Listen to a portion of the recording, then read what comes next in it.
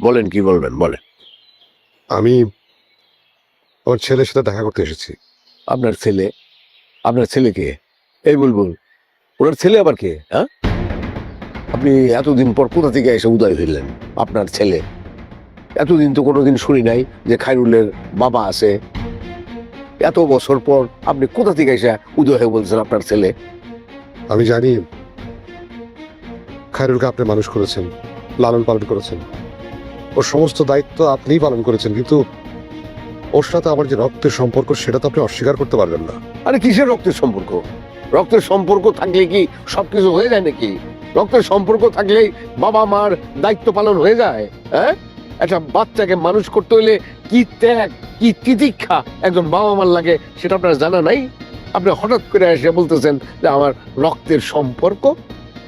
আমি কিন্তু আমার ছেলেকে না দেখে যাবো না। সম্ভব না, কোনোভাবেই সম্ভব না। ওনার সঙ্গে আমার কথা বলা শেষ হয়ে গেছে, ওনাকে যেতে বলো। যান, আপনি জানতো যান। আরে ভাই, খায়রুলের মা অসুস্থ, তার জীবন মরণ সমস্যা। এখন এই রকম পরিস্থিতির মধ্যে এই আপনার এই জাতীয় খায়েশ আমার পক্ষে মেটানো সম্ভব না। ঠিক আছে, আপনি যান যান যান। শকত সাহেব, আমি আপনাকে কথা দিচ্ছি, আমার পরিচয় কেউ জানবে না। আমি শুধু এক নজর আমার ছেলেকে দেখে চলে যাব, প্লিজ। বুলবুল, আমি মানে তোমার কোনো কিছু বুঝতে পারতেছি না। তুমি কি শুরু করছো? আমরা সুখে শান্তিতে তুমি থাকতে দিবা না?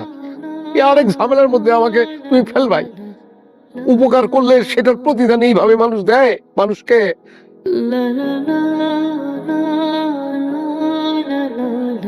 স্যার, একবারের জন্য দেন।